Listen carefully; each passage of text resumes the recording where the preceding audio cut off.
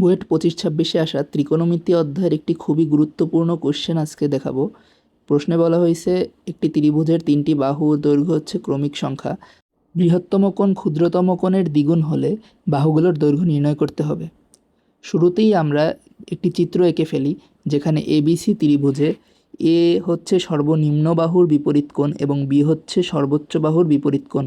সেই হিসাবে অ্যাঙ্গেল এ হচ্ছে থিটা এবং বি হচ্ছে 2 থিটা। বাহুগুলো হবে a-1 এ এবং a+1।